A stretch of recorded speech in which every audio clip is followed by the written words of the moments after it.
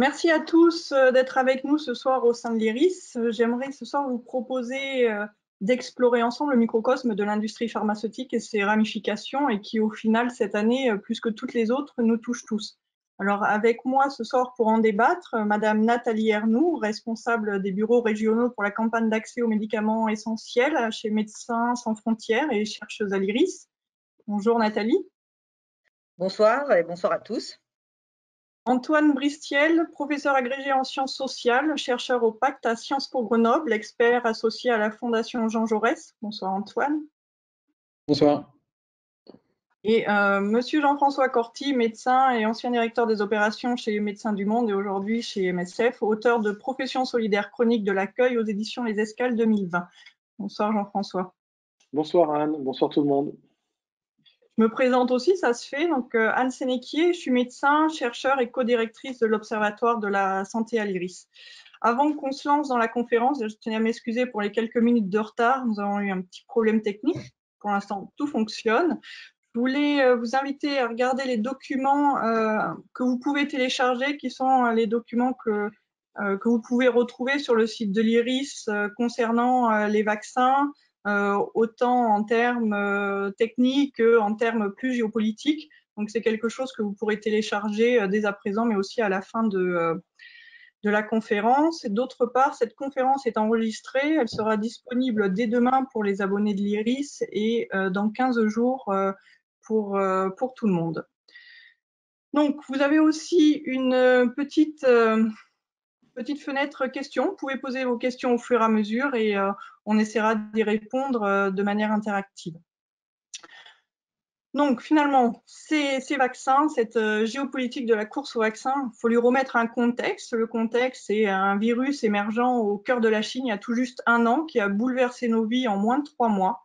Et 1 an plus tard, alors que le virus a déjà fait le tour de la Terre parfois plusieurs fois, en revenant par vagues, la 3e pour certains, on se rend compte que cet événement sanitaire a rebattu les cartes géopolitiques du monde. Les États-Unis se sont effacés peu à peu du multilatéralisme, laissant la place à qui veut bien la prendre. Des alliances se font sur fonds d'accès aux prochains traitements ou vaccins.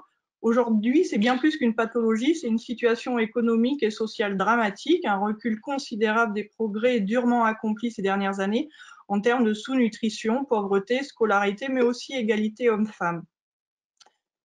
Donc, on se rend compte que sans traitement spécifique ni vaccin, nous n'avions que des mesures barrières à notre disposition. Nous avons bien vu que cela n'a pas été suffisant. Et aujourd'hui, après plus de 69 millions de cas répertoriés, probablement au moins le double dans la réalité, et 1,5 million de décès répertoriés, l'industrie pharmaceutique nous annonce l'arrivée imminente d'un vaccin. En vérité, ce n'est pas un vaccin, mais bien 214 candidats vaccins qui sont en préparation.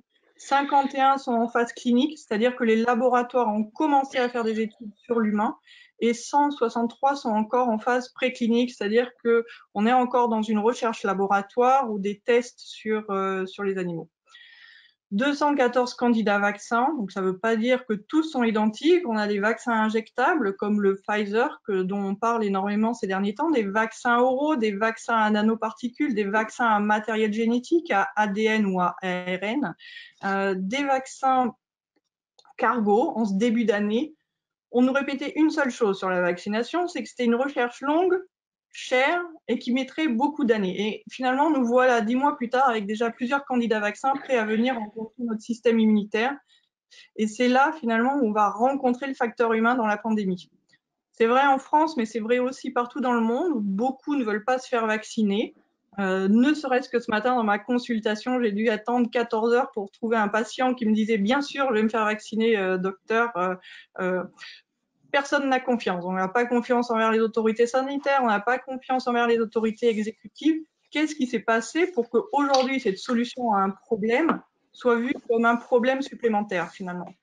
Alors, un petit peu revenir sur ce qui s'est passé ces 20 dernières années sur la problématique des vaccins.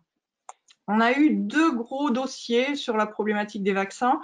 La plus récente, ce sont la problématique des adjuvants. Les adjuvants, ce sont ces présentateurs du vaccin au système immunitaire.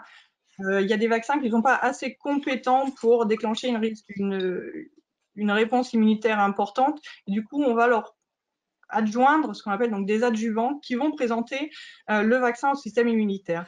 Et certains de ces adjuvants, les adjuvants aluminiques en particulier, ont été mis en cause dans une lésion histologique, donc la myofascite à macrophage, sur le point d'injection dans un muscle. Alors, il y a eu des études qui ont invalidé ces premiers résultats, mais le doute dans la population générale n'a fait que grandir, d'autant plus qu'on avait un capital sympathie du vaccin qui était déjà impacté par une étude aujourd'hui déjà retirée, qui aurait associé le vaccin de la rougeole à un risque d'autisme.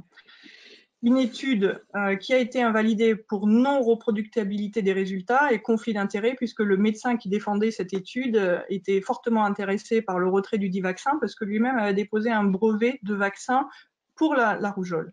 Donc, le désaveu de cette étude, elle prend place au début des années 2000, alors que les géants du web sont en train d'émerger, Facebook, YouTube, Twitter. Et finalement, ce désaveu sur le monde médical, il a été assez circonscrit, mais finalement, l'auteur de cette étude a continué à œuvrer sur les réseaux sociaux et y trouvant une formidable caisse de résonance grandissante au fil des années. Donc, qu'est-ce qu'on a remarqué? Que le taux de vaccination de la rougeole a chuté tout au long de la décennie 2000, entraînant une flambée de cas de rougeole, oreillons, rubéole en Europe à la fin des années 2000.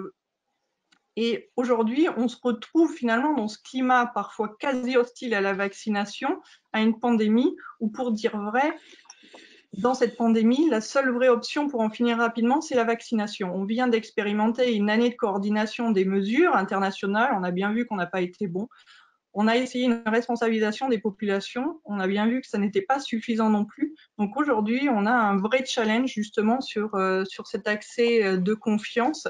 Et je laisse Antoine continuer sur comment pouvoir reprendre la confiance de la population sur cette vaccination et quels sont les obstacles et les stratégies à mettre en place. Merci Anne pour cette présentation. En effet, on a vraiment un problème de confiance à l'heure actuelle par rapport à ce vaccin contre le Covid. Et on n'est pas avec un phénomène qui est en train de s'arranger, puisque quand on regarde les chiffres du début du mois de septembre et les chiffres actuels de la confiance des Français dans la vaccination contre le Covid, on voit qu'on a plutôt une diminution du nombre de personnes qui disent qu'elles accepteront de se faire vacciner. Là maintenant, on est à moins d'une personne sur deux qui dit qu'elle acceptera de se faire vacciner contre le Covid le jour où ça sera possible de le faire. Donc effectivement, on a mené une étude avec la Fondation Jean Jaurès justement pour savoir un peu quel était le profil des personnes qui étaient défiantes par rapport à ce vaccin-là. Et ce qui est assez intéressant, c'est de voir qu'il y a un vrai lien entre la défiance dans les institutions politiques, un vrai lien avec la défiance dans les scientifiques et le fait de refuser de se faire vacciner. Donc ça, c'est extrêmement clair. Et ce qui est intéressant, c'est que bon, en France, niveau confiance dans les autorités politiques, on est extrêmement mauvais, et ce d'une manière assez structurelle. C'est-à-dire que depuis 20 ans, 30 ans même, on a une baisse drastique de la confiance dans les institutions politiques, pas seulement nos représentants au pouvoir au moment donné, c'est vraiment structurel, envers les institutions politiques, partis politiques, gouvernements, parlements, etc. Mais ça, c'est assez structurel finalement, et c'est un phénomène qu'on ne considère pas forcément en temps normal, mais qui a quand même des implications extrêmement majeures, puisqu'il y a toute une série d'études qui ont montré que plus la confiance dans les institutions politiques est importante, plus le respect des mesures sanitaires va être important, plus on va respecter les gestes barrières, plus on va accepter de se faire vacciner, etc. Mais bon, en France, on n'avait pas confiance dans nos institutions politiques, mais on était sauvés parce qu'on avait finalement assez confiance dans nos scientifiques. Or, on regarde un petit peu comment ça s'est passé tout au long de l'épidémie. On voit qu'on a eu une baisse de 20 points de la confiance dans les scientifiques entre le début de l'épidémie et maintenant. On était à 90% de confiance, on n'a plus qu'à 70% de confiance. Et à coup sûr, bon, les controverses scientifiques qui sont parfois extrêmement légitimes, parce que la science, c'est la recherche et la science en train de se faire, il y a des controverses scientifiques, mais là, elles ont été tellement mises en scène sur les plateaux de télévision que ça a provoqué une sorte de brouhaha médiatique, et on a eu l'impression dans la population finalement qu'on ne pouvait plus se fier aux scientifiques parce que c'était un discours comme un autre et pas quelque chose qui était construit avec des arguments. Donc comment faire pour essayer de résoudre ce problème de confiance à la fois dans nos scientifiques et dans nos politiques? Je pense que concernant les politiques, ça va être un problème de longue haleine, et on pourra en parler pendant des heures, et ce n'est pas forcément quelque chose qui est possible, en tout cas dans le temps court que l'on a avant le moment où le vaccin sera disponible. Par contre, on a quand même des leviers d'action pour avoir davantage de confiance dans ce vaccin-là. Et je pense que la clé à ce niveau-là, c'est la transparence. À la fois la transparence sur la question des conséquences sanitaires de la vaccination, puisque quand on demande aux personnes pourquoi elles refuseraient de se faire vacciner, ben, elles expriment un doute concernant l'efficacité du vaccin, elles expriment le fait qu'on n'a pas beaucoup de recul par rapport à la vaccination. Et voilà, il ne faut pas caricaturer les personnes qui sont réticentes par rapport à la vaccination contre le Covid comme étant des affreux conspirationnistes, des affreux complotistes. Il y a une défiance de bonne foi par rapport à ce vaccin et on demande d'avoir des explications, on demande d'en savoir davantage sur quels seront les effets secondaires et est-ce que le remède ne sera pas finalement pire que le mal. Et comme tu le disais, Anne, dans ton introduction, c'est vrai qu'on est sur des délais qui sont extrêmement courts alors que d'habitude, on a un processus qui est beaucoup plus long. Et ça inquiète tout particulièrement la population française. Donc il y a vraiment une nécessité d'avoir de la transparence à ce niveau-là, parce que c'est à chaque fois que les gouvernements essayent de cacher les effets secondaires, et on l'avait vu dans le cas de la Suède, notamment avec le vaccin contre H1N1, où il y avait des cas de narcolepsie que le gouvernement suédois avait essayé de mettre un peu sous le tapis avec ce vaccin H1N1. On avait eu l'assentiment de la population suédoise à la vaccination qui avait structurellement baissé dans les années suivantes. Donc il y a cette nécessité de transparence sur l'aspect sanitaire, et puis il y a une nécessité de transparence également sur l'aspect économique, puisqu'on se rend compte que notamment le thème qui est le plus discuté sur le vaccin sur les réseaux sociaux, c'est le fait qu'il y aurait des collusions entre les laboratoires pharmaceutiques et les gouvernements, et que c'est ces collusions qui seraient à l'origine de la politique de vaccination dans l'urgence davantage que l'intérêt sanitaire. Donc il y a vraiment besoin de rassurer la population à la fois sur la question des effets secondaires et sur la question plus économique cette fois-ci. Voilà. Merci Antoine. Nathalie, tu voulais rebondir sur la confiance? Oui, je voulais rebondir, peut-être compléter un petit peu ce que vient de dire Antoine. En tout cas, nous, dans l'expérience, moi, dans l'expérience que j'ai aussi à Médecins sans frontières, on a vu qu'une des questions liées à la confiance était effectivement liée à la transparence, mais peut-être une autre nature de transparence. C'était la transparence sur les essais cliniques eux-mêmes, sur les types de vaccins très tôt et sur les résultats de ces essais cliniques. Non seulement la transparence sur la publication des protocoles d'essais cliniques, mais aussi sur les résultats. Et ce qu'on a vu très très tôt, en fait, au démarrage, c'est qu'il y avait une opacité totale sur ces informations-là. Et je pense que souvent, et comme vient de le dire Antoine, l'opacité amène au doute, parce qu'on a l'impression que quelque chose nous est caché. Et alors on commence à avoir maintenant un peu plus de données, puisque la nécessité même d'enregistrer les vaccins, même pour une utilisation en urgence, demande de partager un certain nombre d'informations. Il y en a qui sont partagées, mais c'est vrai que je crois dès le début de la crise et des essais cliniques, le manque de transparence sur et les protocoles d'essais cliniques, les essais cliniques eux-mêmes et les résultats, et aussi d'être assez spécifique dans la nature des résultats et de l'efficacité de ces vaccins, ce qui n'est pas le cas aujourd'hui. On n'a pas une totale transparence ou en tout cas une totale précision sur la nature de l'efficacité de ces vaccins. On sait qu'ils vont diminuer la maladie, on n'est pas sûr qu'ils empêchent la transmission, et ça, par exemple, c'est pas forcément dit et explicité. Je pense que ça contribue en fait à une espèce de flou et donc à une espèce de doute et de débat autour de la question des vaccins. Voilà, je voulais juste rajouter ce petit point. Merci Nathalie. Jean-François, tu voulais évoquer un petit peu les négociations en cours, la problématique des fixations des prix, cette opacité justement. Je te laisse la parole.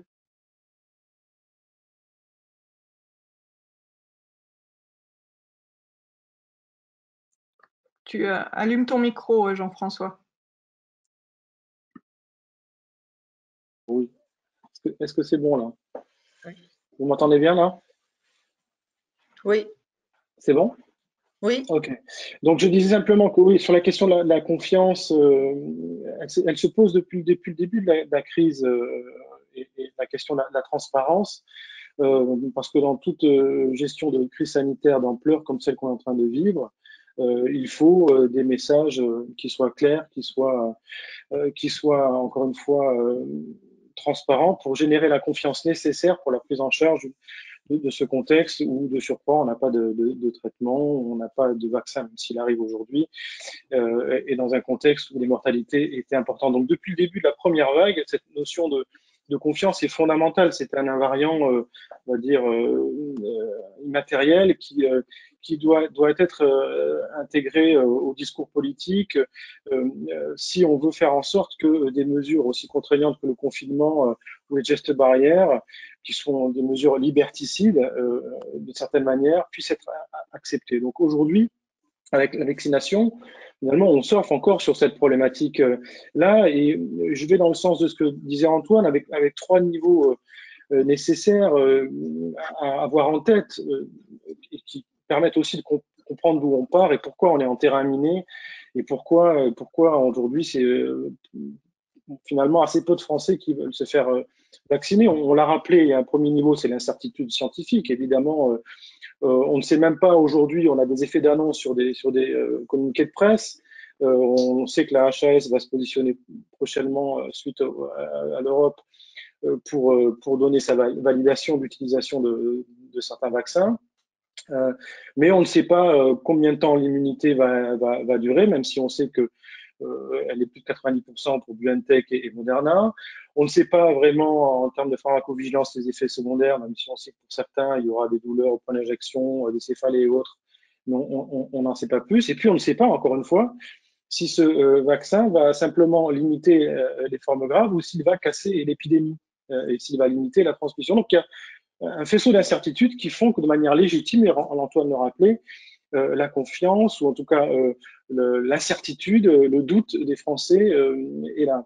Le deuxième niveau, c'est quand même qu'on part d'un contexte où, évidemment, on a vu des scientifiques s'écharper. Hein, l'histoire d'Iraout n'a pas aidé à montrer une forme de consensus scientifique, et en même temps, c'est intéressant parce que ça rappelle à nos concitoyens que la médecine n'est pas une science exacte, et puis que le monde de la recherche est un monde impitoyable. Il faut avoir des réseaux politiques, il faut chercher du financement. Et donc, c'est des combats souvent d'ego, mais des combats pour pouvoir mener des recherches. Donc, on l'a appris. Et puis, on a vu aussi que les autorités ne sont pas parties sur une logique de transparence totale, avec la gestion chaotique des masques, l'absence de tests. C'est plutôt un discours quasi basé sur le mensonge qui a débuté, avec un discours très belliqueux hein, du président de la République. Souvenez-vous, nous sommes en guerre, et tout ce genre de discours associé à des mensonges, et discours qui mystifie le réel, n'a pas rendu les choses faciles en termes de communication. Et aujourd'hui, on en est là aussi en termes de difficultés pour convaincre nos concitoyens. Et puis le troisième niveau, évidemment, c'est aussi la confiance vis-à-vis de nos autorités dans leur capacité de pouvoir réguler les comportements abusifs de certains laboratoires pharmaceutiques.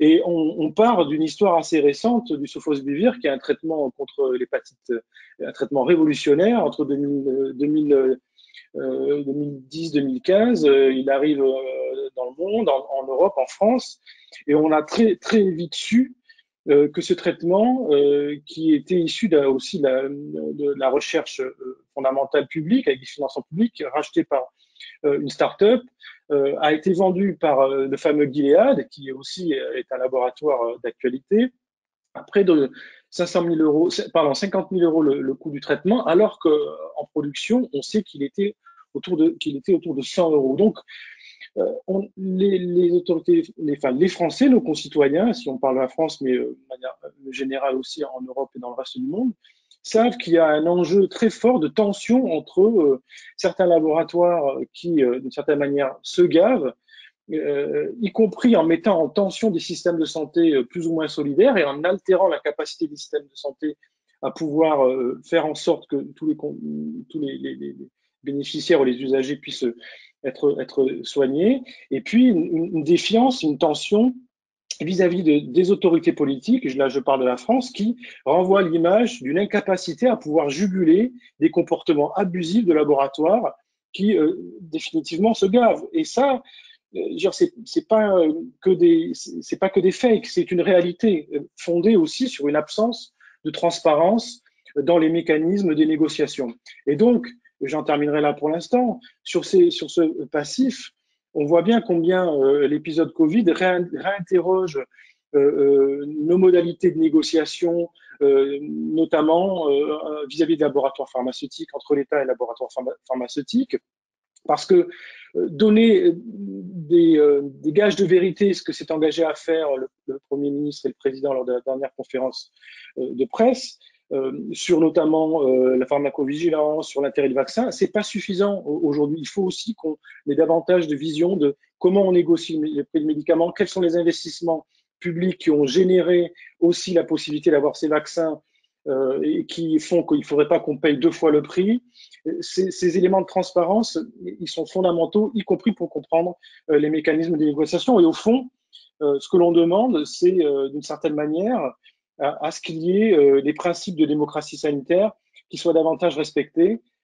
Et ça va être des gages de confiance et donc de possibilité de proposer des stratégies vaccinales avec une adhésion plus forte qui sont nécessaires. Si on ne fait pas cet exercice, on va rester sur des fake news potentielles, sur des théories de complot, sur des collusions plus ou moins réelles entre État et laboratoire, où, encore une fois, la place de la décision publique ne va pas forcément dans le sens de l'intérêt général, mais plutôt dans le sens de l'intérêt de certains laboratoires pharmaceutiques. Donc, voilà, cette exigence de transparence à tous les niveaux, il est fondamental si on veut mieux préparer la stratégie vaccinale de demain.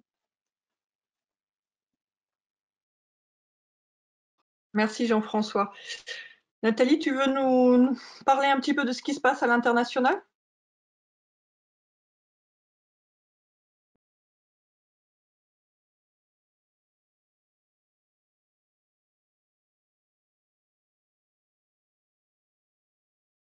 Voilà, mon son a été coupé, c'est pour ça, excusez-moi. Oui, alors peut-être au niveau international, et je suis désolée, il y a des petits bruits au-dessus de chez moi, j'espère que ça ne sera pas trop dérangeant pour vous. Au niveau international, et peut-être pour rebondir un peu sur ce que vient de dire Jean-François, notamment sur la notion des prix, pour revenir sur cette partie-là, parce que je pense qu'on parlera après peut-être des questions d'accès. On a vu assez vite, dès le début de la crise, une volonté des États de rassembler leurs forces, d'ailleurs, pour stimuler la recherche d'outils destinés à lutter contre le Covid, puisque, comme ça a été bien rappelé par Jean-François, on était quand même un petit peu les mains vides au début de cette crise. Et donc, au sein de l'Organisation mondiale de la santé, et sous leur égide d'ailleurs, une initiative a été lancée qui s'appelait le ACTA, qui est un accélérateur de Covid Tools, donc des produits Covid, on va dire ça comme ça. Et donc, ce mécanisme avait vraiment pour but d'être un mécanisme de solidarité qui rassemblait les financements des institutions des pays pour financer quelques institutions qui allaient stimuler la recherche et le développement d'un certain nombre de produits. Et avec l'idée qu'à la clé, ces produits seraient justement accessibles à tous. Et très, très vite, on a vu une situation un peu différente se produire, et j'y reviendrai tout à l'heure. La logique de solidarité qui était à l'œuvre s'est transformée par crainte, en fait, et je crois que Anne, tu le disais tout à l'heure, par crainte de ne pas avoir en fait suffisamment de produits et probablement suffisamment de vaccins, puisqu'on est un peu sur le sujet des vaccins là. Logiquement, il y a à peu près 10% des vaccins qui arriveraient sur la finish line, en fait, sur la ligne d'arrivée. Et aujourd'hui, on en a déjà 3, on en aura peut-être plus encore. Et donc, dans cette logique-là, on a vu des financements publics massifs stimuler la recherche et le développement, et d'ailleurs les capacités de production en partie de ces vaccins. En fait, ce qui se passe, c'est que dans ces accords qui ont été passés avec de l'argent public, on n'a aucune visibilité aujourd'hui sur la nature de ces accords, sur le prix auquel on va payer ces vaccins, Alors, on a des informations publiques aujourd'hui qui ont été partagées par certains laboratoires et on est grosso modo entre 3 $ et 30-50 $ en fait la dose de vaccin, et on sait déjà tous qu'il faudra probablement 2 doses pour être vacciné. Et en fait, le point que je voulais faire là, c'est qu'en fait, tout cet argent public, tous ces accords nous donnent assez peu d'informations sur les coûts de production qu'on imagine, les coûts de recherche qui sont financés par le public, du coup les coûts de production et à l'issue de quoi, à quel tarif on devrait facturer en fait ces vaccins. Et bien évidemment, le prix est une donnée importante, peut-être pas, ou en tout cas peut-être dans une moindre mesure pour les pays dits riches, mais c'est une donnée importante pour les pays qui sont, eux, les pays en développement. Et dans les pays en développement, on va retrouver diverses catégories de pays, des pays à revenus intermédiaires et des pays à bas revenus, pour lesquels le coût sur le système de santé, le coût dans le budget de la santé et le coût sur le système de santé peut être vraiment relativement colossal. Et donc, on voit en fait que l'ensemble une grosse partie de la recherche qui a été financée aujourd'hui se fait avec des fonds publics, ne permet pas de nous donner une visibilité sur la nature des accords passés, encore moins sur le prix et encore moins sur la mise à disposition de ces vaccins. On y reviendra, je pense, tout à l'heure sur notamment les stratégies vaccinales. Et donc là encore, on revient sur cette logique de transparence, parce qu'en fait, ne sachant pas ce qui a été véritablement investi du côté des financements publics, on a une grande difficulté à savoir si les pays, dans le cadre de ces négociations, ont fait la part belle ou totalement belle à l'industrie pharmaceutique, où les profits seraient donc complètement privatisés et où il y a eu une forme de valorisation de l'investissement public dans le développement et la prise de risque d'ailleurs de l'achat de ces doses. Puisque je rappelle qu'une grande partie des doses dont on est en train de parler aujourd'hui sont déjà achetées dans le monde entier, notamment par les pays riches, et qui seront d'ailleurs les premiers servis, et je pense qu'on reviendra là-dessus plus tard. Donc, je crois que cette notion de transparence dont on est en train de parler tout à l'heure, finalement, elle traverse toutes les dimensions de la question des vaccins. On a parlé de la résistance tout à l'heure, mais on parlait aussi des essais cliniques, on parle de la fixation des prix, on parle des accords qui sont passés par les gouvernements avec l'industrie pharmaceutique. Et dans toute cette affaire-là, on n'a finalement aucune visibilité pratiquement à chaque étape, on va dire, du développement jusqu'à l'administration des vaccins. Et je crois que d'ailleurs, pour revenir à cette histoire de résistance, je crois que toutes ces dimensions-là favorisent, en tout cas, soulèvent un certain nombre de questions et de questionnements de la part du public. Bien évidemment, ça crée une fracture entre ceux qui sont capables d'investir sur la recherche et le développement, donc les pays riches, et ceux qui ont moins cette capacité, voire qui n'ont pas cette capacité d'investir sur la recherche, qui les met dans une position beaucoup plus délicate en termes d'accès aux vaccins. Et ça nous amène à un autre point qui est celui des brevets, puisque dans les contrats qui ont été passés, finalement, la propriété intellectuelle, donc les données qui sont liées à ces essais cliniques, mais aussi le savoir-faire, tout cela est dans les mains de l'industrie et n'est pas partagé, et ce sont des secrets bien gardés, et c'est d'ailleurs probablement pour ça qu'on n'a pas de transparence, parce qu'on tombe sous le coup du secret des affaires. Et ça a amené un certain nombre de pays à l'OMC, donc à l'Organisation mondiale du commerce, de demander une levée des brevets pour essayer, eux, de faire en sorte qu'en fait, les brevets au sens générique du terme, pour tous les produits de santé, ce n'est pas du tout spécifique au vaccin, mais une levée de ces brevets pour être en capacité eux-mêmes de produire et d'aller vers une forme d'autonomie de production, ce qui vaut pour les pays qui ont une capacité de production, ce qui n'est pas le cas de tous les pays du monde, bien évidemment. Mais c'est intéressant de voir qu'en fait, le début de la crise, où on a vu les pays riches s'accaparer d'un certain nombre de ressources, on l'a vu sur les masques, on a vu des restrictions à l'export, etc., Puis, on est passé par un moment de solidarité qui a duré très, très peu de temps, qui a mobilisé certes des millions, et voire des milliards d'ailleurs, pour accélérer de la recherche, mais qui est très vite s'est transformé dans une nouvelle captation des ressources, et notamment des ressources vaccinales qui sont, on va dire, un peu le fer de lance des politiques aujourd'hui en termes de réponse. Donc, et tout ça avec une énorme opacité qui continue à créer une fracture nord-sud. Et dans cette fracture-là, on a vu des nouveaux entrants, j'ai envie de dire, sur le marché de la vaccination, parce qu'on a beaucoup parlé aujourd'hui de Pfizer, en gros, pour les nommer BioNTech, de Moderna et d'AstraZeneca, qui sont les 3 vaccins sur lesquels on a des données d'efficacité. On vient, le vaccin russe, visiblement, a produit aujourd'hui des données d'efficacité.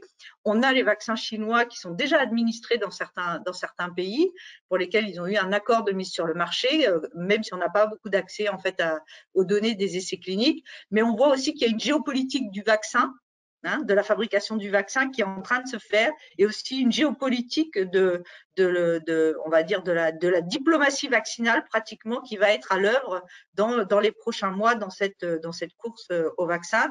Et ceux qui auront eu un discours sur le bien public mondial, ce qui a été le cas notamment du président français, et ceux qui le feront, qui mettront à disposition les doses, comme probablement l'a annoncé le président chinois, ben peut-être que ça va transformer en partie, on va dire, l'échiquier des acteurs de la vaccination.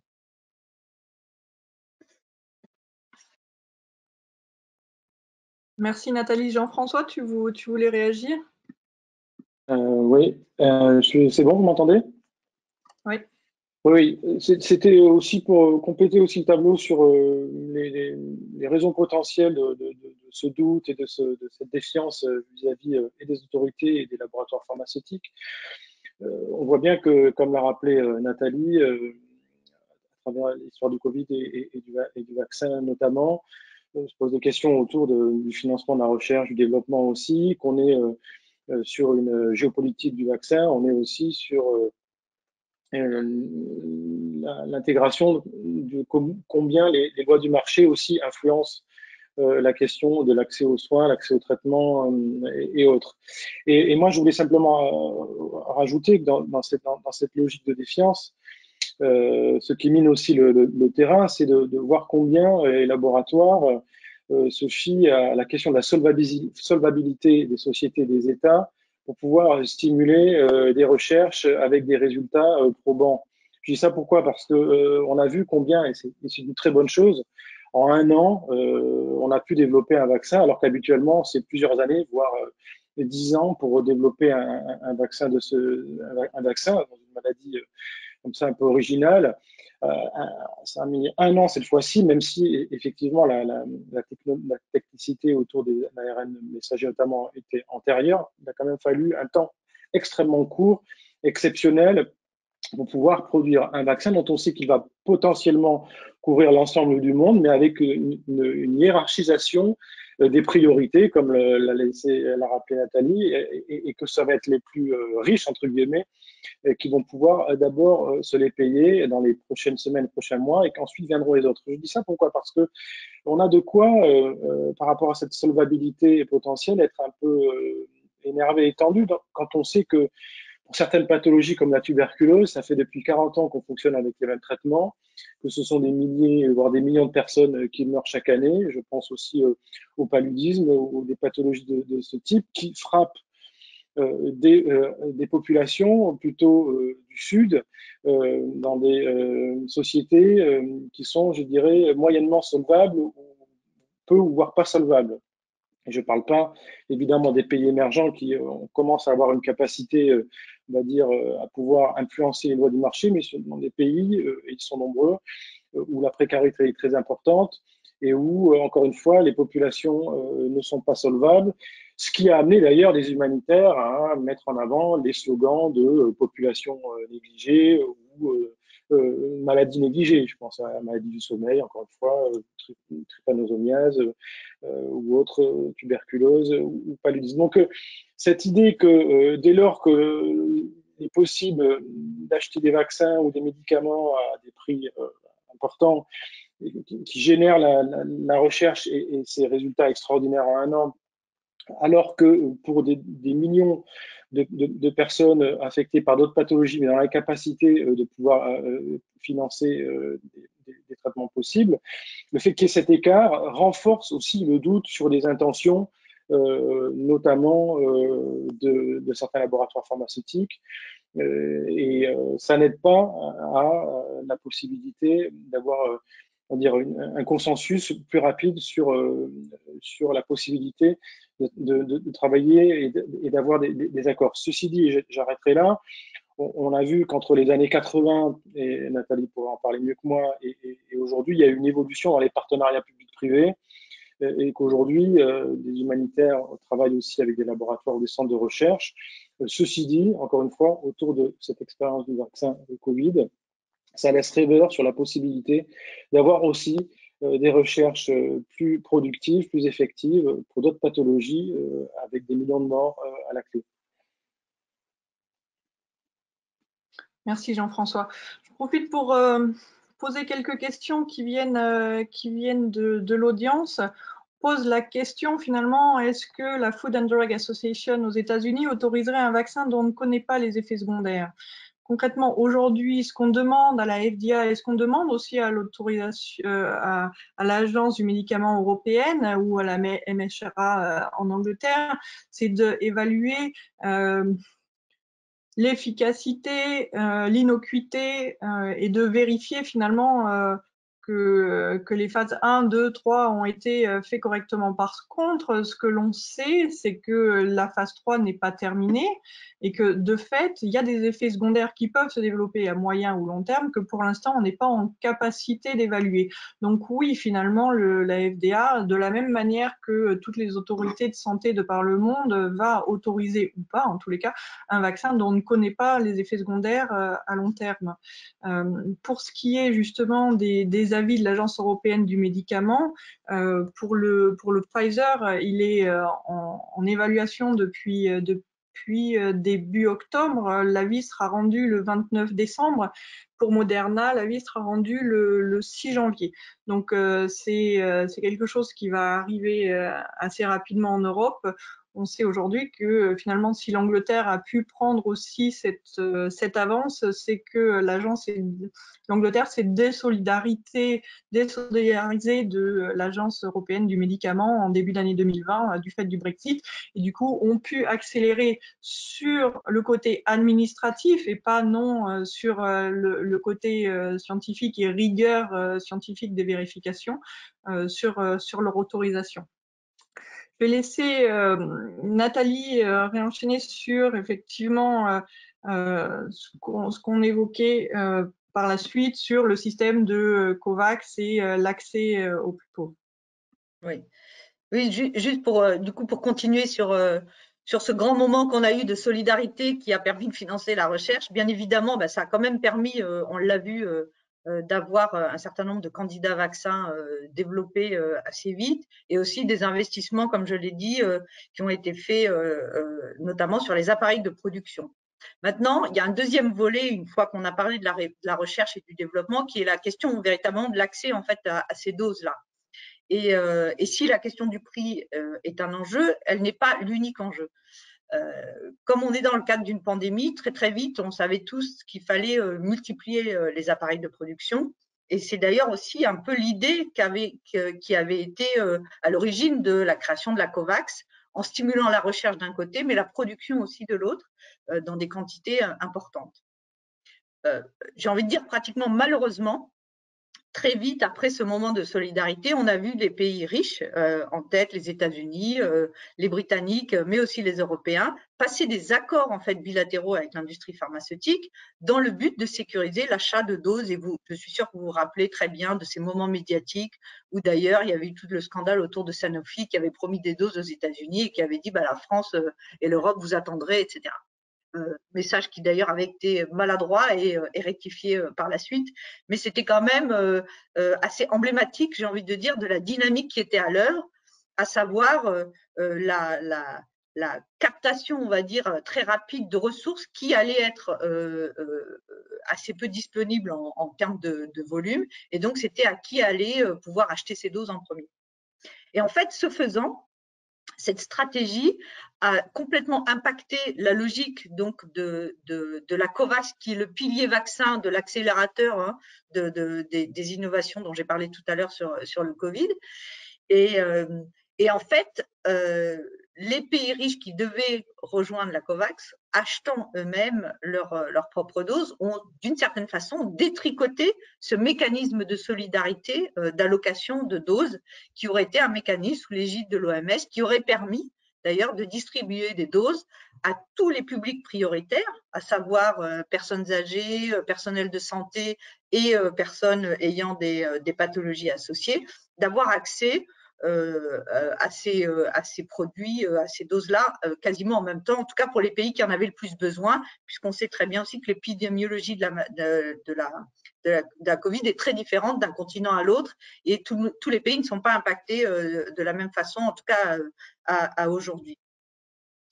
Et en fait, ça nous amène où? Ça nous amène que dans la situation suivante, c'est que ces pays, donc les pays riches, ont quasiment acheté 80% de la production mondiale jusqu'à 2021. Et donc, il reste pratiquement 20% qui seront destinés aux pays à moyen et bas revenus dans un deuxième temps. Et donc, certains pays, comme par exemple l'Afrique du Sud ou d'autres pays à revenus intermédiaires, ne pourront bénéficier de ces doses achetées par le biais de la COVAX que tardivement l'année prochaine. Et on voit bien, encore une fois, que finalement, ce n'est pas la raison de santé publique qui guide les stratégies de vaccination ni d'allocation, mais c'est bien la capacité à payer. Et donc, je vais donner un exemple, mais le Canada a acheté pratiquement 5 fois le nombre de sa population. Elle peut vacciner 5 fois toute sa population. Et donc, vous voyez bien, alors certes, à l'époque, personne ne savait que plusieurs vaccins seraient efficaces. C'est une réalité. Il n'empêche que du coup, ces doses-là, aujourd'hui, elles sont captées. Et donc, se pose véritablement la question de qui va avoir accès aux doses, dans quelle temporalité. Il y a tout un travail qui est fait, et sur lequel travaille d'ailleurs Médecins sans frontières, pour essayer de faire en sorte qu'on ne se retrouve pas avec des pays qui vont avoir la capacité à vacciner 70 à 80% de leur population, quand d'autres pays n'auraient pas cette possibilité. Et ce qui est intéressant, c'est que je trouve, c'est que les pays à revenus qu'on appelle à revenus intermédiaires, comme le Brésil, comme l'Afrique du Sud, par exemple, ou même l'Indonésie, certains pays ont très vite compris qu'ils risquaient d'être les grands perdants en fait de ce jeu géopolitique.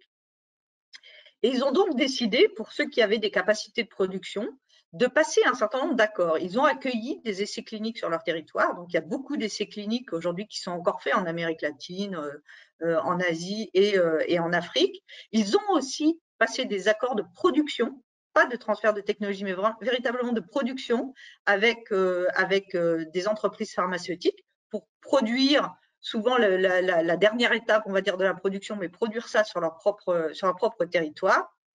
Et ils ont bien évidemment mis un pied dans la COVAX dont je parlais tout à l'heure pour essayer de faire partie de tous ces pays. Ils sont quand même à peu près 180 qui ont rejoint la COVAX pour essayer d'avoir une chance d'avoir accès à des vaccins par le biais de ce mécanisme-là.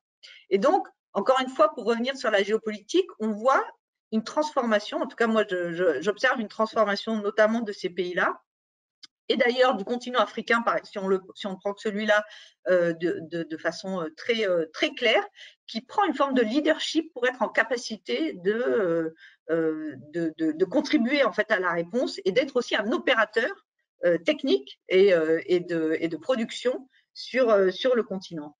Donc ça fait partie un petit peu des nouveautés. Quoi qu'il en soit, les pays qui voudront vacciner, qui font partie de la COVAX et qui souhaiteraient vacciner très vite en début d'année, risquent d'être déçus. Nous, on a eu des informations selon lesquelles certains pays d'Afrique n'auront pas de vaccin avant le mois de juin 2021, ce qui, vous le voyez, nous emmène quand même assez loin, quand probablement en Europe et ailleurs, beaucoup plus de personnes seront vaccinées. Donc, ça pose vraiment la question de l'équité, ça pose vraiment la question de la distribution en fait de ces doses pour les pays et les populations qui en ont besoin et qui sont prioritaires. Et d'ailleurs, ce cadre avait été fixé par l'Organisation mondiale de la santé, qui s'appelle le cadre d'allocation équitable, mais qui n'est pas un document contraignant, qui est un document de recommandation qui est assez peu suivi finalement aujourd'hui par les pays, en particulier les pays riches malheureusement. Voilà. Merci Nathalie.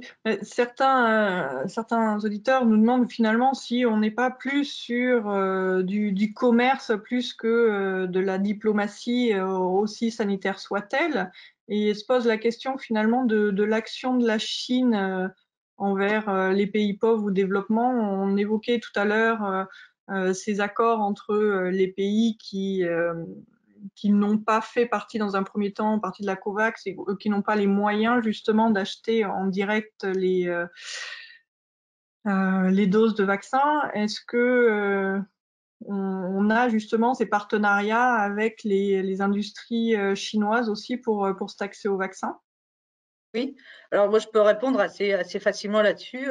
Il y a effectivement beaucoup il y a plusieurs candidats vaccins chinois. Il y a plusieurs accords qui sont passés, des essais cliniques qui ont lieu, notamment au Brésil, en Indonésie, mais aussi des accords de production qui ont été passés entre les pays et les opérateurs industriels chinois. Donc oui, on voit que cette dynamique-là est à l'œuvre aujourd'hui. Et aux Émirats arabes unis, d'ailleurs, il y a même des campagnes de vaccination qui ont commencé en fait avec, si ma mémoire est bonne, d'ailleurs, avec des vaccins chinois qui, je rappelle d'ailleurs, sont administrés déjà à des populations chinoises en Chine. Donc, effectivement, ce type d'accords sont à l'œuvre aujourd'hui et se multiplient dans différentes zones géographiques, y compris d'ailleurs avec c'est vrai pour les vaccins chinois, c'est vrai aussi pour les vaccins russes. Le vaccin russe, pardon. Le vaccin russe. Merci Nathalie. On a une question qui nous demande pourquoi tous les efforts se posent dans l'obtention des vaccins et pas sur les médicaments qui puissent tuer le virus. Est-ce que quelqu'un souhaite y répondre? Non. Bon. Peut-être très rapidement,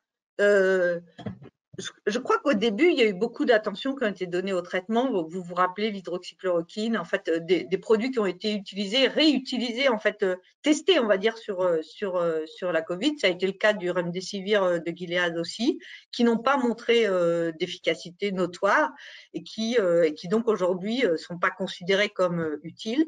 Il y a d'autres produits qui ont été utilisés, dexaméthasone par exemple, Jean-François, corrige-moi si je me trompe, qui est aussi utilisé dans le cadre de la lutte contre le Covid. Mais c'est vrai qu'on n'a pas pour l'instant, il n'y a rien de majeur qui est véritablement sorti et pris en compte. Ouais. Merci Nathalie.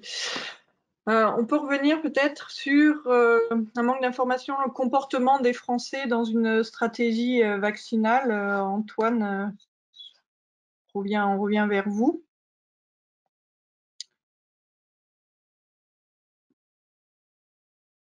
Oui.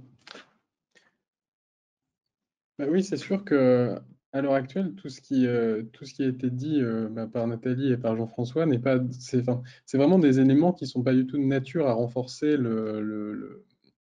la confiance des Français dans la vaccination, parce qu'effectivement, il y a des problèmes qui se posent par rapport à ce vaccin-là, et on se rend compte véritablement que il y a une défiance qui est de bonne foi par rapport à ce vaccin, qui se présente sur la question de la transparence, à la fois sur cet aspect économique, à la fois sur cet aspect des effets secondaires de la vaccination. Et c'est extrêmement difficile pour les gouvernements de pouvoir avoir une action à ce niveau-là, notamment sur les effets secondaires, parce qu'en effet, il n'y a pas d'études à l'heure actuelle sur les effets secondaires de long terme. Mais la pire des solutions pour le gouvernement, pour les gouvernements de manière générale, ce serait de cacher d'essayer de faire passer le fait que on est sûr qu'il n'y a pas d'effet secondaire.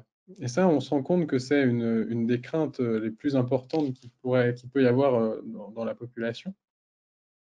parce que il peut y avoir cette tentation de la part du gouvernement de donner l'impression qu'on n'aurait pas d'effet secondaire. Mais au contraire, il vaut mieux avoir une stratégie de la transparence, de dire qu'on est encore assez dans l'incertitude par rapport à ce vaccin-là et que l'état de la connaissance va évoluer. Il vaut mieux être dans cette stratégie-là. Parce que finalement, toutes les théories qui seraient plus conspirationnistes, qui pourraient essayer d'avoir un impact au niveau de la vaccination, elles naissent davantage sur le doute que sur des éléments qui peuvent être réels. Donc encore une fois, plutôt être dans cette stratégie un peu mesurée, en tout cas dans la communication du gouvernement.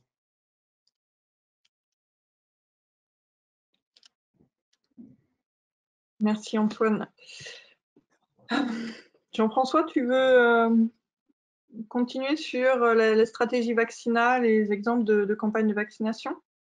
Oui, je vais compléter sur ça, compléter peut-être la réponse de Nathalie sur effectivement pourquoi on n'a pas plus de réponses sur la thérapeutique par rapport au vaccin. On sait quand même mieux soigner la maladie et les effets, on va dire, physiopathologiques associés. On arrive à mieux appréhender notamment l'oxygénation et on arrive aussi à prévenir les mortalités un peu brutales, notamment les embolies pulmonaires avec l'utilisation d'anticoagulants qu'on ne faisait pas au départ et qui est arrivé assez rapidement, mais qui n'était pas utilisé d'emblée de la même manière que les corticoïdes vers la dexaméthasone aussi a été rappelé par Nathalie qui baissait l'évolution vers des formes graves. Et puis il y a aussi tout ce qui est immunothérapie aussi qui ont été développées ces derniers temps. Ceci dit, voilà, avec l'ARN messager, manifestement, au travers des anticipations et des modèles d'anticipation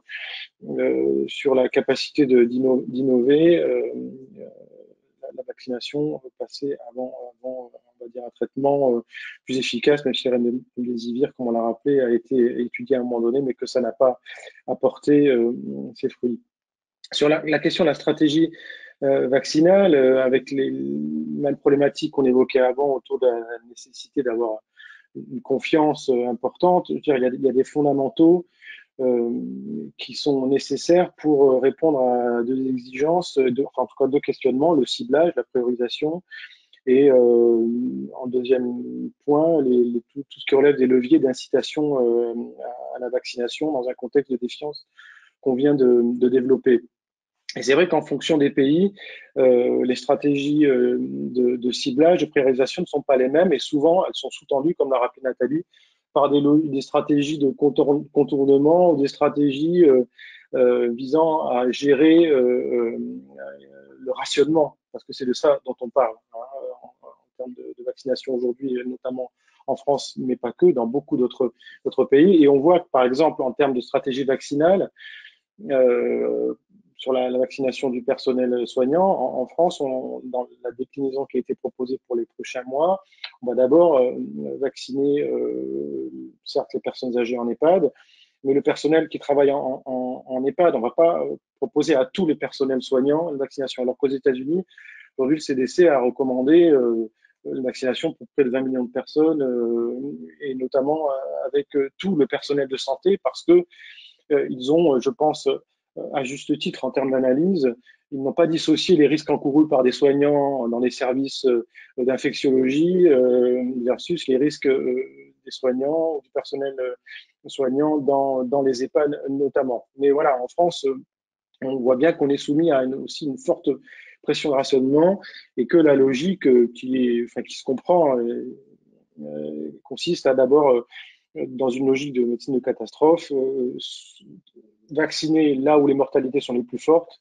et sécuriser un système de santé, notamment en vaccinant le personnel, mais de manière graduelle, on l'a bien compris.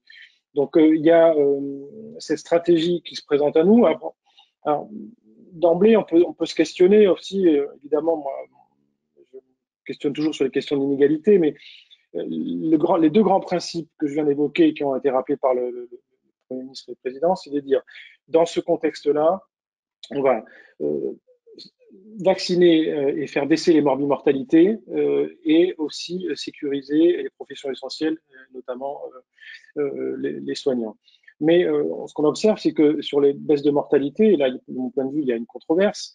Évidemment, on le sait, c'est les populations les plus âgées, avec des comorbidités, qui sont le plus à risque de mortalité, mais ce sont aussi, et on l'a vu via des données de l'INSEE qui sont sorties cet été, des populations précaires, des travailleurs clés, souvent d'origine étrangère, qui ont subi de très fortes surmortalités et qui, en toute logique, si l'on respecte les deux grands principes évoqués de vaccinatoire, devraient faire partie des premiers à être vaccinés comme les personnes âgées et les personnes soignantes. Or, les personnes précaires, situation de grande précarité, arrivent en troisième ou quatrième ligne, je dirais. Donc, il y a une controverse à ce niveau-là. Et puis, sur les levées d'incitation, on le voit bien, et plusieurs personnes l'ont rappelé, moi et d'autres, et combien c'est nécessaire, certes, de jouer sur la transparence au travers de tous les mécanismes qu'on a évoqués, mais de faire en sorte que l'on vive une démocratie sanitaire pour de vrai, qui passe aussi par l'implication d'acteurs de la société civile dans le dispositif de prise en charge, que ce soit les médecins traitants, que ce soit des élus aussi, des communes, des mairies qui ont un rapport de proximité important avec nos concitoyens et qui peuvent être force de proposition dans la dissuasion ou dans l'aide à l'intégration de l'intérêt de la vaccination. C'est aussi plus de place pour les associations de malades et tous ces éléments-là qui sont des fondamentaux de la démocratie sanitaire et qu'on a souvent rappelé comme étant nécessaires dans les précédents combats que j'évoquais tout à l'heure, ils reviennent en première ligne. Et puis, évidemment, l'autre nécessité qui est de laisser une place plus conséquente aux sciences sociales et à tous ces acteurs de sciences sociales, anthropologues, sociologues et autres acteurs, en capacité aussi de produire de la donnée, des conduites à tenir, pour lutter contre les stratégies de nos concitoyens visant à ne pas vouloir se faire vacciner. Donc, les sciences sociales sont aussi un ressort fondamental pour mieux comprendre les comportements et aider à des stratégies vaccinales qui soient plus adaptées dans ce contexte. Voilà, recherche fondamentale, sciences sociales associées on va dire, à la médecine, c'est un cocktail nécessaire pour faire face à beaucoup de situations et notamment à la situation actuelle.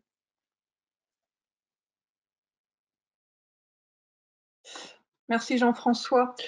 Je profite pour quelques petites questions avant de redonner la parole à Nathalie. Et je pense que les questions vont être pour toi. On parlait de sélection des groupes à prioriser. On a bien vu pour l'instant que dans les pays qui sont transparents là-dessus, parlent justement d'une priorisation sur les EHPAD, sur le personnel, sur les caretakers, sur les personnes vulnérables, et finalement, de fil en aiguille, viennent sur les personnes qui présentent le moins de facteurs de risque.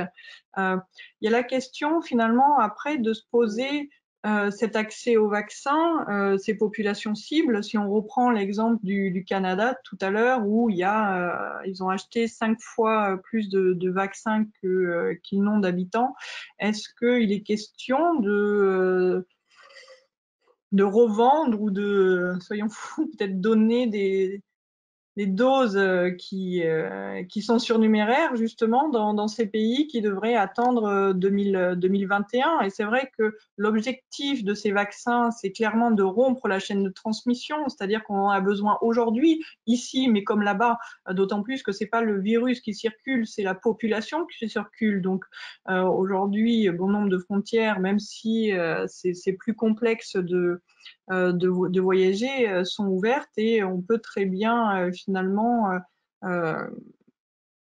se retrouver dans une situation de contamination parce que justement certains pays n'ont pas acquis encore le vaccin. Donc est-ce qu'il est prévu justement un mécanisme de redistribution ou est-ce que pour l'instant ça n'est pas encore évoqué? Ouais. Alors, il se trouve que ça fait partie des sujets qui ont été poussés par Médecins sans frontières, par la campagne d'accès aux médicaments essentiels.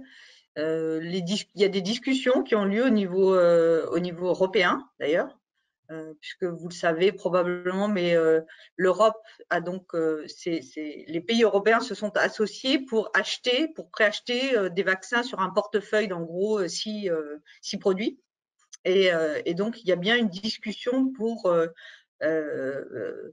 voir avec eux s'il est possible en fait qu'au fur et à mesure qu'ils reçoivent des doses, ils puissent en mettre un petit pourcentage disponible pour les pays, pour d'ailleurs plutôt les situations humanitaires, puisque c'est probablement des populations, comme le disait Jean-François, qui risquent de tomber un petit peu entre les mailles du filet, et donc puissent être utilisés pour cibler ces populations et donc des populations dans les pays qui en ont besoin, puisqu'encore une fois, l'épidémiologie étant ce qu'elle est, a priori, tous les pays ne sont pas touchés tout à fait de la même façon, et probablement que avoir une approche unique pour tout le monde n'est peut-être pas l'approche la plus, on va dire, la plus adaptée aujourd'hui à la situation. Et donc oui, il y a des discussions qui sont en cours, y compris d'ailleurs avec le Canada, en tout cas avec différents pays, pour faire en sorte qu'il y ait ce partage et que bien que les pays aient annoncé que le vaccin serait un bien public mondial, entre guillemets, et qui pourrait être disponible dans le sens où il pouvait être disponible pour tous ceux qui en avaient besoin au moment où ils en ont besoin, l'idée, c'est de faire en sorte qu'en fait, les pays qui ont capté une grande partie de la ressource puissent quand même en remettre en partie en disposition, en s'appuyant, en s'accolant, on va dire, à ce mécanisme de la COVAX dont je parlais tout à l'heure, qui a une vocation plus générale. Mais ça rejoint, je vais quand même rebondir un peu et faire le lien sur ce que disait Jean-François sur la participation de la société civile et sur les partenariats publics-privés. Et la représentativité, en fait, ça pose vraiment la question de la représentativité. Et nous, on l'a bien vu dans le cadre de la COVAX, les organisations de la société civile ont dû pousser très très fort pour pouvoir participer en fait aux échanges. Et on voit très bien qu'en fait, là aussi, il y a une espèce de secret d'opacité qui peut être à l'œuvre. Et qui est challengé d'ailleurs par les organisations de la société civile. Et en termes de représentation, on voit bien que la logique voudrait que les pays qui sont affectés soient aussi très bien représentés à l'intérieur de ces structures-là. Et en fait, cette représentation, elle commence à voir le jour. Elle n'est pas totalement efficiente à aujourd'hui, mais on trouverait assez intéressant que des pays qui ont notamment d'ailleurs une capacité à produire, comme des pays d'Amérique latine, puissent être assez massivement représentés à l'intérieur de ces mécanismes-là, parce qu'ils ont cette capacité et à produire et à partager. Et aussi, ils sont globalement assez affectés. Donc, ils ont un rôle à jouer aussi dans non seulement la production, mais aussi l'accès équitable. Et ça nécessite aussi d'avoir accès à ces systèmes de gouvernance. Et ça touche à un sujet qui est la gouvernance en santé mondiale et la transparence d'un certain nombre d'échanges. Donc, la représentativité et la transparence. Merci Nathalie. Antoine, vous vouliez rebondir Oui, déjà, merci à Jean-François pour ce beau plaidoyer pour les sciences sociales. Ça fait toujours extrêmement plaisir à entendre. Juste sur la question de la démocratie sanitaire, mais je pense que c'est en effet la clé. Il y a une étude comparative qui a été faite justement entre la France et différents autres pays étrangers qui demandait à la population en qui avez-vous confiance pour avoir des informations sur le vaccin contre le Covid. Alors, dans de nombreux pays étrangers, Allemagne, Royaume-Uni, Italie, les gens répondaient assez massivement dans les institutions scientifiques. En France, ce n'est pas du tout le cas. La réponse, c'était dans mon médecin traitant. Donc, on a vraiment ce rapport de confiance, de proximité de manière générale dans la politique sanitaire, mais là en particulier concernant le vaccin. Et c'est vraiment une nécessité de devoir associer les médecins traitants à cette politique de vaccination pour faire en sorte que le maximum de personnes puissent se faire vacciner. Disons que ce n'est pas seulement des grands discours incantatoires comme on a l'habitude d'en avoir extrêmement souvent en France qui réussiront à mobiliser la population pour qu'elle aille se faire vacciner, mais c'est si les différents acteurs de santé et si les différents corps intermédiaires de santé, si on peut dire ça comme ça, sont associés à cette politique de vaccination de manière extrêmement importante. Voilà. Merci, merci Antoine. Avant qu'on passe aux questions, je remercie toutes les personnes dans l'audience qui nous ont dit qu'effectivement il y a des problématiques sur le téléchargement des documents. Si vous n'arrivez pas à les télécharger, vous pouvez les retrouver directement sur le site de l'IRIS, soit sur l'Observatoire de la santé, soit dans la rubrique actualité. Pour répondre à quelques petites questions, si nous rendons compte d'apparition d'effets indésirables à long terme, il est fort probable que la vaccination au sens général ne sera plus du tout une priorité. Faudrait-il pas mieux attendre la fin des phases 3, quitte à accentuer les tensions économiques et sociales? La fin des phases 3, pour l'instant, de Pfizer-Moderna, c'est pour décembre 2022. C'est vrai qu'aujourd'hui, je parle sous le contrôle de mes collègues et n'hésitez pas à intervenir si vous le souhaitez, on a une crise sanitaire, mais qui s'est aussi compliquée d'une crise économique et qui se complique encore aujourd'hui sur une crise de l'éducation, puisqu'on a 90% des jeunes qui ont été déscolarisés à un moment donné aussi dans l'année, avec un risque très important pour les filles dans certains pays de ne pas retourner en classe. Donc on a un impact sur les décennies à venir concrètement, et aussi un impact psychologique, parce que l'on voit aujourd'hui que l'impact en termes de dépression, anxiété est très important. On le voit ne serait-ce qu'en France. Donc on a une crise multifactorielle. Au-delà de ça, on a une pauvreté qui ressurgit, une insécurité alimentaire. Donc non, aujourd'hui, c'est vrai que le risque, le rapport risque-bénéfique est toujours en faveur de la vaccination. Et il y avait une question à un moment donné qui demandait si finalement il fallait pas plus craindre le vaccin que le virus. Aujourd'hui, on a ces 214 candidats vaccins, on en a 5-6 qui sont déjà opérationnels. Je pense qu'il est important, et d'ailleurs Antoine et Jean-François en parlaient, d'évoquer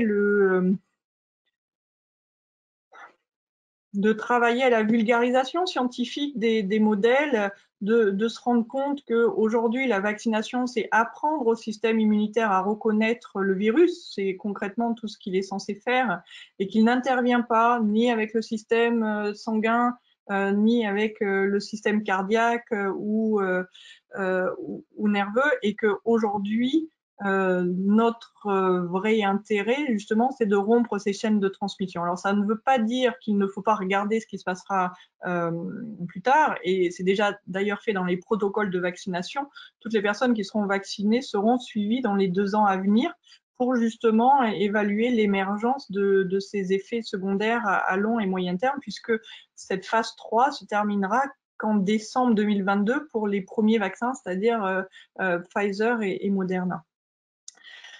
Donc, en tous les cas, j'aurais tendance à dire que le rapport bénéfice-risque est encore plus important au niveau de la vaccination. En termes d'obligation de la vaccination, aujourd'hui en France, il a été dit qu'il ne serait pas obligatoire de se vacciner et laissé à la volonté de chacun. Là, je laisse peut-être justement Antoine rebondir là-dessus. Et certaines questions posent de se dire, mais finalement, si la majorité des gens ne se vaccinent pas, que peut-on faire? Alors, je pense que c'est aussi en fonction des différents pays. Certains pays auront peut-être la facilité de l'autoritarisme. Que faire dans une démocratie si la population ne veut pas se vacciner? Effectivement, là, sur la question du vaccin obligatoire, on a l'impression que c'est réglé quand même, que ça ne sera pas rendu obligatoire. Au moment où il y avait un petit peu d'hésitation à ce niveau-là, il y avait des études qui montraient qu'il y avait une très très large majorité de la population qui s'opposait à ce que le vaccin soit rendu obligatoire, ce qui n'est pas finalement surprenant quand déjà une majorité de la population s'opposait à la vaccination contre le Covid de manière plus générale. Mais globalement, sur la question de rendre un vaccin obligatoire, est-ce que ça marche? Il y a des études qui ont été faites justement en se demandant est-ce que les incitations, est-ce qu'elles poussent à se faire vacciner la population? Alors, dans certains pays, vous avez par exemple des incitations positives, c'est-à-dire vous recevez des crédits impôts si vous faites vacciner ou si vous faites vacciner vos enfants. Dans d'autres cas, vous avez des mécanismes qui font que vous avez des amendes si vous ne vous faites pas vacciner. Et est-ce que ça marche? Non, pas du tout, parce que les gens considèrent que leur santé, elle est bien plus importante qu'une amende ou qu'un chèque cadeau finalement. Et donc, si elles ont l'intime conviction que le vaccin est dangereux pour elles-mêmes ou pour leurs enfants, ben, elles n'iront pas se faire vacciner, elles n'iront pas se faire vacciner leurs enfants. Puis on en rejoint quand même la question on rejoint la question des inégalités avec ça, parce que quel serait le principe de rendre de mettre des amendes qui iraient davantage toucher les personnes qui sont plus dans le besoin, alors que qui du coup seraient obligées de se faire vacciner, alors que des personnes plus riches pourraient ne pas se faire vacciner si elles n'ont pas la conviction que ça sera plus bénéfique que problématique. Donc, la conviction, je pense que dans la situation actuelle, c'était le seul moyen possible de pouvoir gérer la politique de vaccination. Surtout quand on voit qu'on a une telle défiance dans la population de manière générale, que ça a pu se matérialiser de manière assez importante, par exemple, ne serait-ce qu'avec la question des masques de protection. Donc là, de rendre un vaccin obligatoire, qui plus est dans les conditions actuelles, ça aurait quand même été extrêmement problématique. Bon. Moi, je voudrais juste rebondir un petit peu peut-être là-dessus et en fait élargir sur les autres vaccinations, parce que on est en train de parler aujourd'hui, on focalise beaucoup sur la Covid et encore une fois, tous les pays ne sont pas touchés de la même façon. Par contre, l'impact dans les pays en développement sur les systèmes de santé pour d'autres maladies, ça c'est bien réel. Et je pense qu'il y a aussi une responsabilité collective à faire attention de ne pas mettre l'emphase uniquement sur Covid et encore uniquement sur les vaccins comme moyen de réponse. On l'a vu, il y a d'autres possibilités d'ailleurs pour essayer en tout cas de contenir la diffusion de la maladie. Mais ce qui est certain aujourd'hui, c'est que le fait de mettre la priorité totale sur le Covid a un impact clair sur les autres problématiques de santé, sur l'accès aux soins en général, sur l'accès à la vaccination aussi dans les pays où on a régulièrement des épidémies de rougeole, etc. Et sur le coût, le prix que les pays vont devoir payer sur leur budget de santé pour pouvoir acheter, pour certains d'entre eux d'ailleurs, des vaccins dont ils ont un besoin relatif. À ce jour, je dis bien à ce jour. Mais il y a des pays aujourd'hui qui n'auront peut-être pas besoin de vacciner toute leur population, voire 20% de la population. Et je rappelle que l'OMS est en train de mettre des recommandations pour que sur le continent africain, les 60% de la population soient vaccinée. Ça a un coût financier colossal et ça aura un coût financier colossal sur les systèmes de santé parce qu'on va voir des déplacements budgétaires se faire d'une maladie vers la Covid. Et ça, à mon avis, il y a des gens qui vont mourir d'autre chose que la Covid parce qu'il y aura eu cette priorité forte qui aura été mise sur ce sujet-là. Je pense que ça, c'est vraiment aussi important de garder ça en tête parce qu'il y a d'autres maladies et les gens meurent aujourd'hui de plein d'autres maladies dans beaucoup de pays et pas du tout de la Covid. Voilà. Merci Nathalie, effectivement, de renchaîner là-dessus. Jean-François, je te laisse la parole.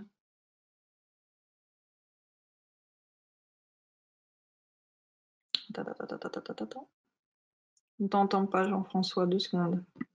Est-ce que vous m'entendez maintenant? Oui. C'était important ce qu'on rappelait Nathalie et Antoine sur notamment sur les questions bien sûr de stratégie vaccinale, d'acceptabilité dans un contexte où voilà, la surfocalisation autour du Covid a entraîné, y compris dans les pays dits riches, des stratégies mettant de côté d'autres morbidités.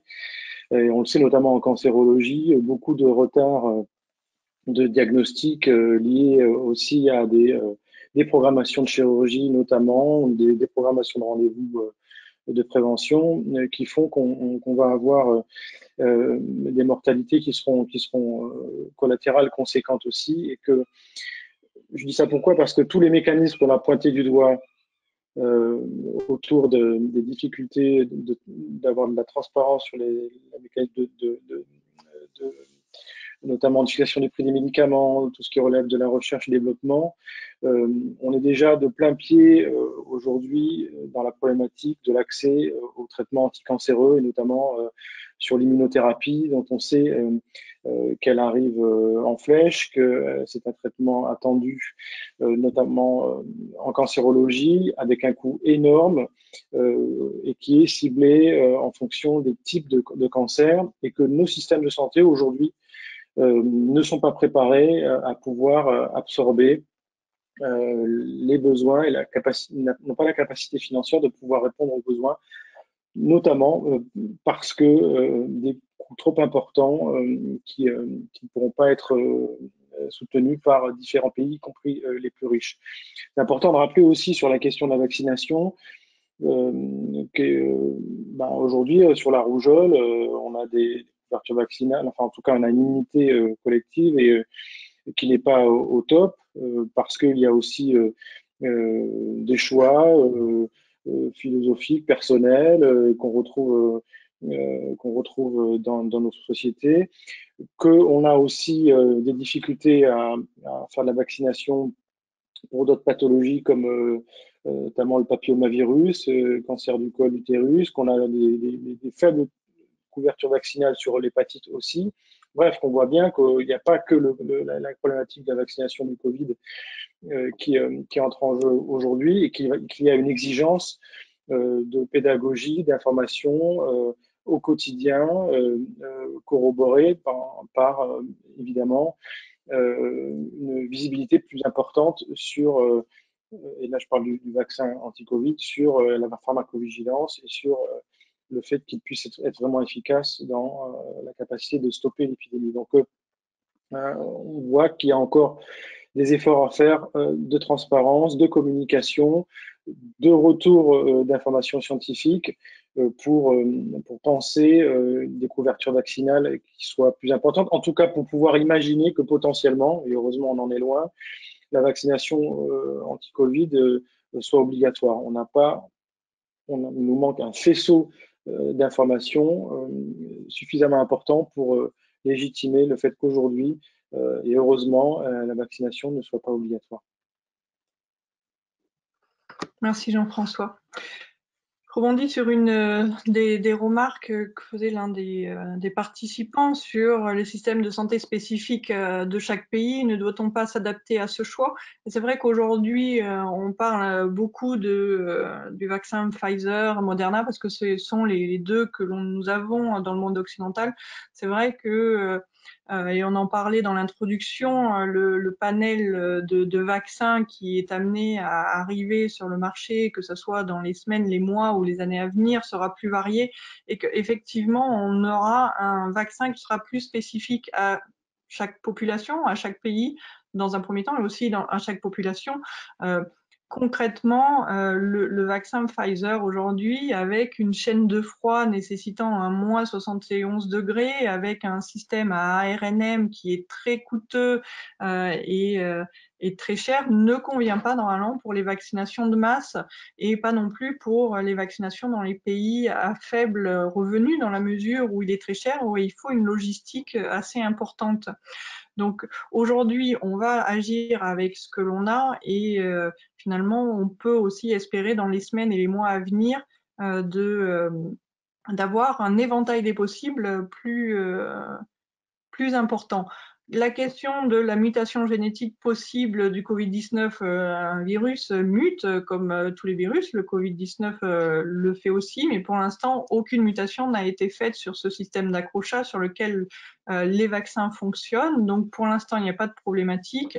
Et même si cela devait arriver, il est fort probable finalement qu'on puisse réagir assez vite parce que dans cette technique de l'ARNM, finalement, on va avoir cette capacité à sortir le code génétique du virus si jamais il mute assez rapidement, puisqu'on l'a fait déjà en janvier. Le 7 janvier, le code génétique de la Covid-19 était déjà su et fabriquer la RNM derrière a été très rapide. Ce qui a été compliqué, c'est toute la technologie autour. Celle-ci ne changerait pas Donc, je pense qu'on pourrait réagir assez vite. Donc, j'aimerais, si on a quelques minutes encore, Antoine, pour réagir sur Hold Up, ce fameux documentaire qui est venu sur nos écrans il y a quelques semaines et qui participe finalement d'une manière ou d'une autre à démocratiser ces fake news et inquiéter la population. Oui, Hold Up, c'est assez intéressant pour ceux qui ne l'ont pas vu. En gros, vous mettez toutes les théories conspirationnistes concernant le Covid dans un sac, vous remuez et ça fait le documentaire. Alors, c'est bien monté, etc., mais c'est l'idée parce que ça vous présente quand même. La première théorie, c'est que l'épidémie n'existe pas. Ben, en réalité, il n'y a pas vraiment de mort. Et puis juste après, ça nous dit que c'est une épidémie qui a été créée de toutes pièces pour tuer la moitié de la population mondiale. Bon, bref, c'est vraiment des théories extrêmement conspirationnistes sur le sujet. Après, il ne faut vraiment pas réduire toutes les personnes qui peuvent être défiantes par rapport à ce qui se passe dans le pays, par rapport à la politique sanitaire, etc., à des conspirationnistes. Il y a des questions légitimes. Et d'ailleurs, même à certains moments, le documentaire peut lui-même poser des questions qui paraissent légitimes. C'est plus dans les éléments de réponse qui sont apportés où là, ça pose des gros problèmes. Mais on voit bien que tous ces phénomènes, toutes ces théories complotistes, elles prospèrent vraiment dans une époque où on a vraiment beaucoup d'incertitudes par rapport à ce qui se passe. Il y a une peur qui est assez importante dans la population, il y a un besoin de réponse et les gouvernements n'ont pas forcément, ne sont pas en mesure alors d'apporter toutes les réponses qui sont nécessaires. Et c'est parce qu'il y a cette défiance par rapport aux institutions, par rapport au gouvernement, que les théories conspirationnistes peuvent prospérer. Et c'est pour ça qu'il y a encore cette nécessité de transparence dont on parlait au début, parce que toutes ces théories, elles vont prospérer justement, non pas sur des faits qui sont réels, non, mais plus sur des doutes qu'il peut y avoir au sein de la population et qui peuvent parfois être légitimes, ces doutes. Et il y a à peu près 60% des gens qui sont disons, dans l'incertitude par rapport au vaccin concernant le Covid, qui se demandent si elles vont se faire vacciner ou non, qui n'ont pas, disons, définitivement pris qui n'ont pas un choix définitif. Donc, ce sont des personnes qui peuvent être à la fois convaincues, disons, par des arguments qui vont dans le sens de la vaccination, mais également par des tests qui seraient plus conspirationnistes et qui les pousseraient à ne pas se faire vacciner en mettant le doigt sur des problématiques avec des arguments plus fallacieux. Donc voilà, c'est une grande catégorie de la population qui peut être convaincue dans un sens ou dans un autre.